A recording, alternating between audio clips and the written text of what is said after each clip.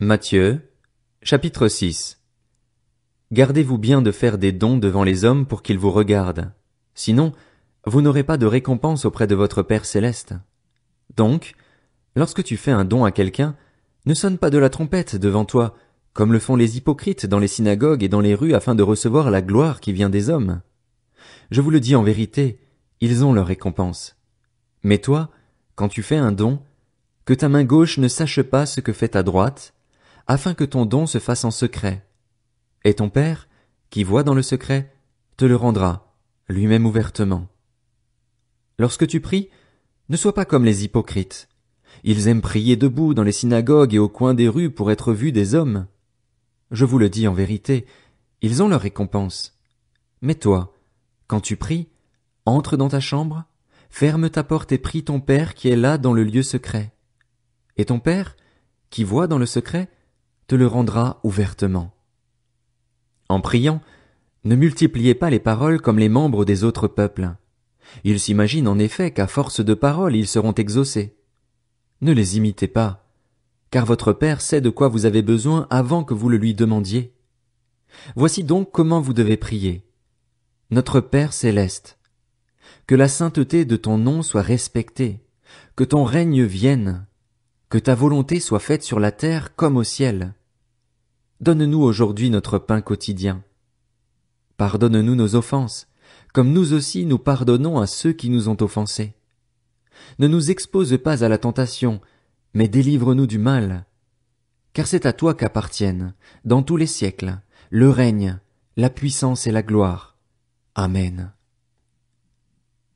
Si vous pardonnez aux hommes leurs fautes, votre Père céleste vous pardonnera aussi. Mais si vous ne pardonnez pas aux hommes, votre Père ne vous pardonnera pas non plus vos fautes. Lorsque vous jeûnez, ne prenez pas un air triste comme les hypocrites. En effet, ils présentent un visage tout défait pour montrer aux hommes qu'ils jeûnent. Je vous le dis en vérité, ils ont leur récompense. Mais toi, quand tu jeûnes, parfume ta tête et lave ton visage afin de ne pas montrer que tu jeûnes aux hommes, mais à ton Père qui est là dans le lieu secret. Et ton Père, qui voit dans le secret, te le rendra. Ne vous amassez pas des trésors sur la terre, où les mythes et la rouille détruisent et où les voleurs percent les murs pour voler, mais amassez-vous des trésors dans le ciel, où les mythes et la rouille ne détruisent pas et où les voleurs ne peuvent pas percer les murs ni voler. En effet, là où est ton trésor, là aussi sera ton cœur. L'œil est la lampe du corps. Si ton œil est en bon état, tout ton corps sera éclairé. Mais si ton œil est en mauvais état, tout ton corps sera dans les ténèbres. Si donc la lumière qui est en toi est ténèbre, combien ces ténèbres seront grandes? Personne ne peut servir 2 maîtres, car ou il détestera le premier et aimera le second, ou il s'attachera au premier et méprisera le second. Vous ne pouvez pas servir Dieu et l'argent. C'est pourquoi je vous dis, ne vous inquiétez pas de ce que vous mangerez et boirez pour vivre, ni de ce dont vous habillerez votre corps. La vie n'est-elle pas plus que la nourriture et le corps plus que le vêtement? Regardez les oiseaux du ciel. Ils ne sèment pas et ne moissonnent pas. Ils n'amassent rien dans des greniers. Et votre Père céleste les nourrit. Ne valez-vous pas beaucoup plus qu'eux? Qui de vous, par ses inquiétudes, peut ajouter un instant à la durée de sa vie? Et pourquoi vous inquiéter au sujet du vêtement? Étudiez comment poussent les plus belles fleurs des champs. Elles ne travaillent pas et ne tissent pas.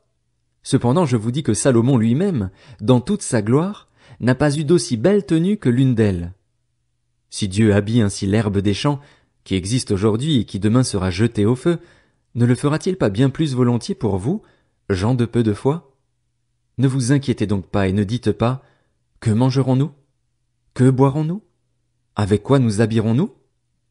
En effet, tout cela, ce sont les membres des autres peuples qui le recherchent. Or, votre Père céleste sait que vous en avez besoin.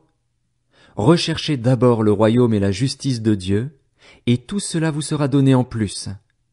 Ne vous inquiétez donc pas du lendemain, car le lendemain prendra soin de lui-même. À chaque jour suffit sa peine.